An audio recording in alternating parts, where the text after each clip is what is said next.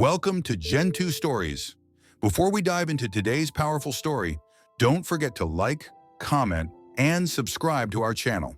Your support helps us keep the stories coming. Now, let's begin. The sun in Lagos was hot that day, the kind that made the ground feel like it could melt your shoes. But inside Mama Nkechi's small roadside restaurant, it was even hotter. Pots boiled, oil sizzled, people shouted over their food and generators. In the middle of it all, Zainab, a 22-year-old girl with tired eyes and a gentle smile, moved like a shadow, serving amala, washing plates, sweeping under the chairs. She had been working there for 3 years now, ever since her father died and her mother fell ill. She did everything. Opened the shop in the morning, closed it at night. Her pay? Just enough to feed herself and send small money to her mother back in the village. Her room was a small wooden cubicle behind the restaurant. No fan, no window, just her mattress and one tiny radio that didn't work. That afternoon, after the lunch rush had died down, Zainab sat on a low stool behind the counter. She had only one plate of jollof rice left. It was meant for her. Her stomach growled as she looked at it. Just then, the bell on the door jingled softly. A small boy, maybe 10 years old, stepped in. His clothes were clean, but old. He wore dark glasses and held a white stick, tapping it gently in front of him as he walked. He stopped by a chair and reached for the table. Slowly, carefully. Zainab stood up. "Hello," she said kindly, wiping her hands. "Are you okay?" The boy nodded but didn't smile. "Please," he said softly. "I'm very hungry. I forgot my money. Can I still eat something?" Zainab blinked. She looked at the plate on the counter, then at the boy. Her stomach growled again, but she didn't even hesitate. She walked over, placed the plate in front of him, and said, "Yes, you can eat. This is yours now." The boy's eyes lit up. Though he couldn't see her, his face glowed with surprise. "Thank you, Auntie," he whispered. "My name is Amika." Zainab smiled. "Nice to meet you, Amika. My name is Zainab." She helped him sit down, then picked up a spoon and guided his hand gently to the bowl. "You eat with your right hand, okay?" she said softly. "Take your time." He nodded. "My daddy is always busy. He drops me at the corner and tells me to ask for food. But today, no one helped me. You are the first."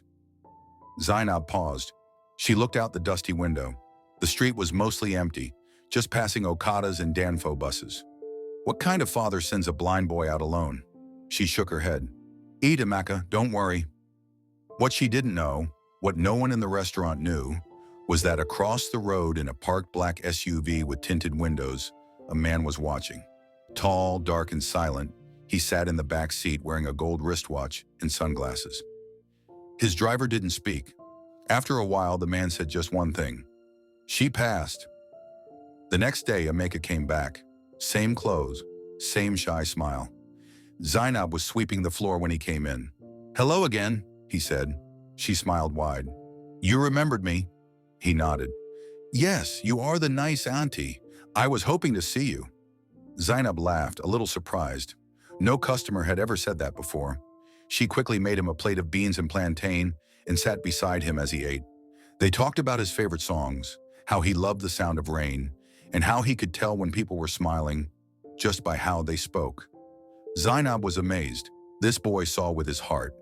Every day that week, Amaka came, and every day Zainab fed him, free of charge. The other workers in the restaurant began to notice. "You no tired to give that boy food?" one of them asked. "Him, Papa, no they feed him?"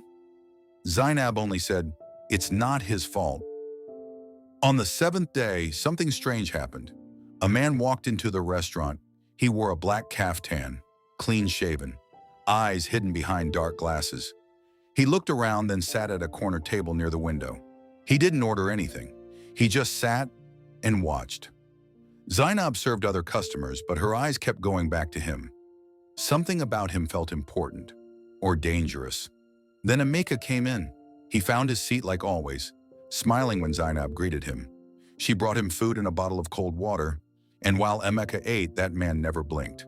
When Amika finished, Zainab helped him out the door. "Come back tomorrow," she said.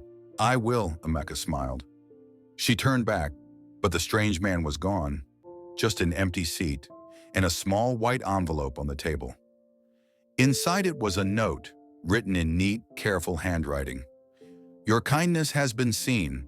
Come to number 17 Akanji Crescent, 5 p.m. Come alone. Zainab's heart pounded. She looked around.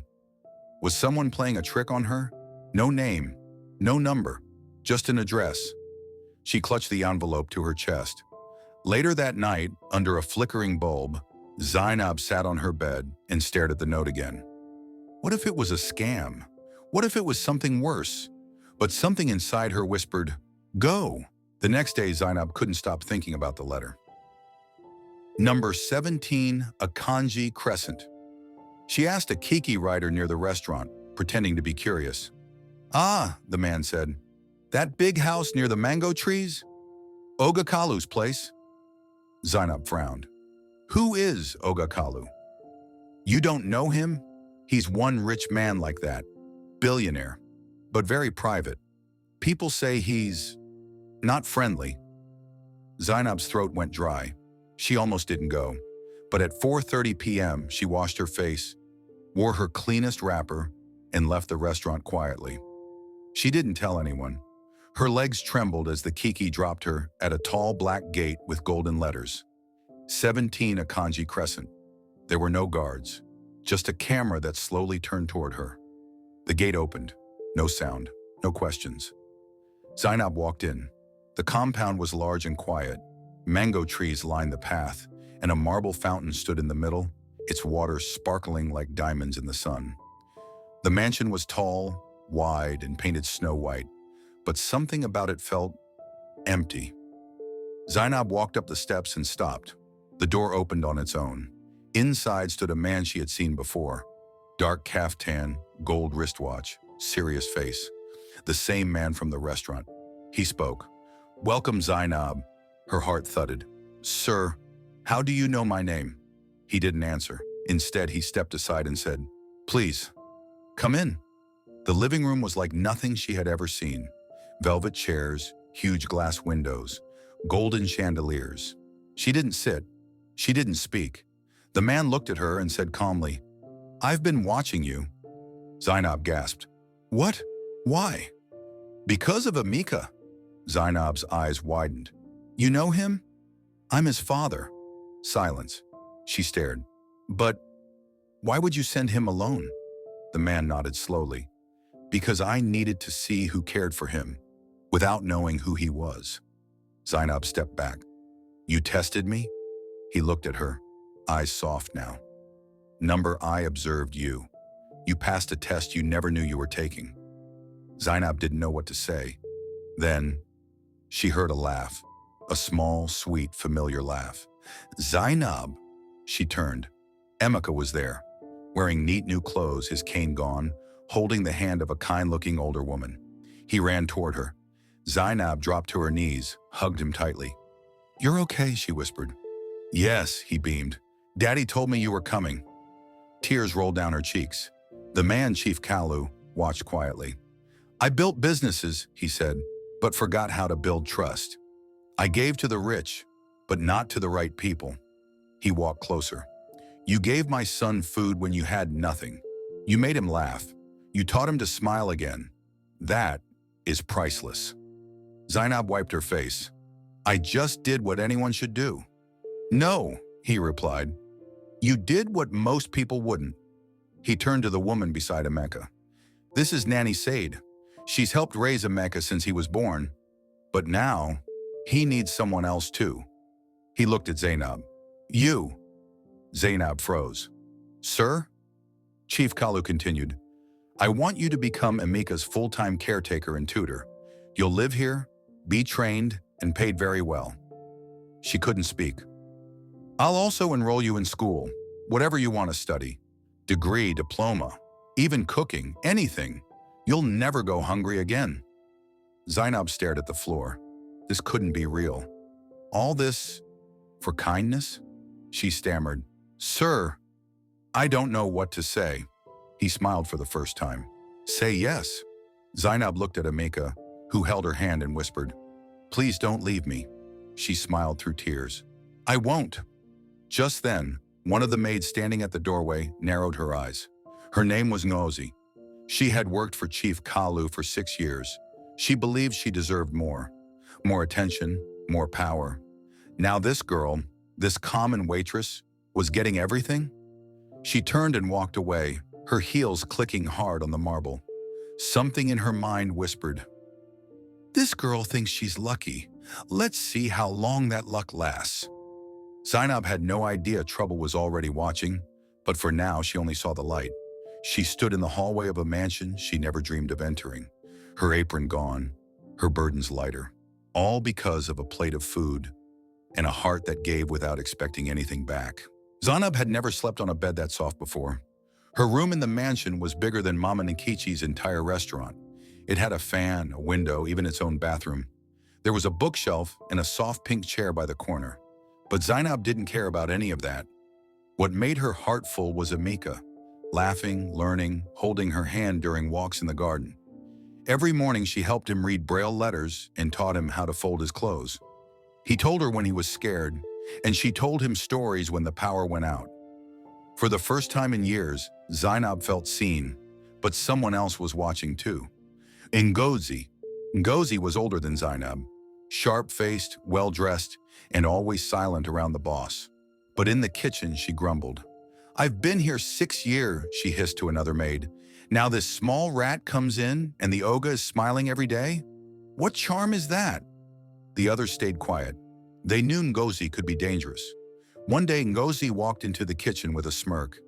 Time to shake things a little. That afternoon, Zainab took Amika to the garden. They were reading under a mango tree when a security guard came rushing. "Madam Zainab, Oga wants to see you. Urgently." Zainab looked up, confused. She left Emika with his nanny and hurried into the house. Inside the living room, Chief Kalu sat with a frown. On the table was a broken golden vase, the kind that cost more than Zainab had ever made in her whole life. He looked at her and asked gently, "Were you near the hall today?" Zainab's heart pounded. "No, sir. I was with Amika all afternoon." Ngozi stepped forward from the shadows. "I saw her walk past that area," she said. "She was alone. I think maybe it was an accident." Zainab turned. "That's not true." Chief Kalu raised a hand. "It's okay. I just needed to ask." But as Zainab walked back to the garden, her heart ached. Later that night, Emeka came into her room frowning. "Nanny Said said they're blaming you for something?" Zainab forced a smile. "It's nothing, Emika. Just a misunderstanding." But he wasn't convinced. He sat beside her. "Zainab, are you going to leave?" She looked at him, eyes filled with tears. "No, Emika. Not unless you want me to." "I don't," he said softly. He hugged her tightly. "You're my best friend." The next morning, Zainab walked to the kitchen and found the head chef looking uneasy. "Ngozi said you stole kitchen meat yesterday. She said you hide food in your room." Zainab blinked. "That's a lie." But whispers had already started. She felt eyes follow her through the hallways. Chief Kalu noticed. He called her to his office that evening. "Zainab," he said quietly, "is there something you want to tell me?" She looked him in the eye. "No, sir. I have never stolen from you. I respect this house. I respect your son." He studied her face, then stood up. "Come with me." He led her to the living room. "Sit." Then he clapped twice. A projector screen came down from the ceiling. Footage began to play. Security footage. One clip showed Ngozi near the golden vase before it fell. Another showed her sneaking something into Zainab's drawer. Zainab covered her mouth in shock. Chief Kalu said calmly, "I never believe rumors. I watch with my own eyes." He turned. "You passed another test." Ngozi was called to the office the next morning. She cried, begged, but Chief Kalu only said, "Kindness can open doors. Jealousy will close them." She was dismissed. Zainab didn't feel joy, only peace. She walked to the garden and found Amika waiting. "I knew you didn't do anything wrong," he said. Zainab smiled. "Thank you for trusting me." Amika grinned. "Always." That night, Chief Kalu made a phone call. It was time to plan something bigger for Zainab, something life-changing. 3 weeks passed. Zainab had settled into the mansion like rain settles into soil, quiet, steady, and full of life. Every morning, Amika waited outside her door, ready for lessons or garden walks. His laughter had returned, stronger than ever. Even Chief Kalu smiled more often.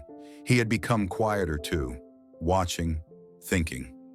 One morning he asked Zainab to sit with him after breakfast.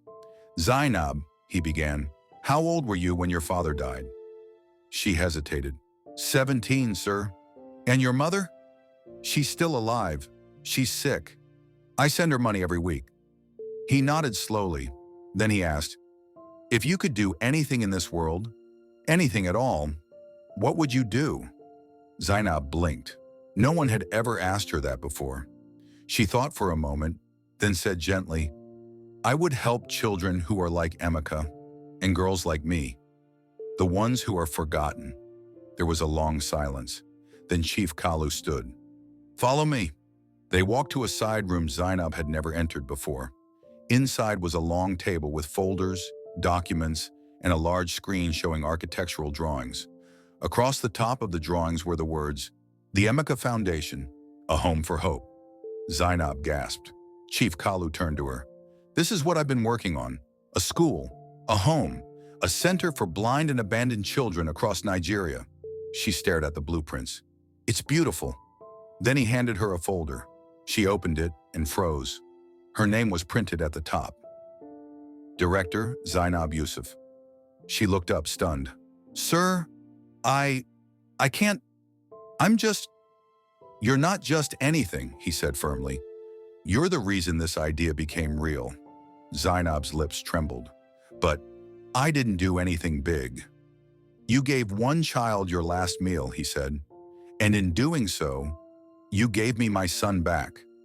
Zainab cried, not loud tears, but the soft kind that comes when something heavy inside finally melts. "I never expected this," she whispered. "I know," he replied. "That's why you deserve it." Later that evening, Emeka ran into the room, holding a drawing.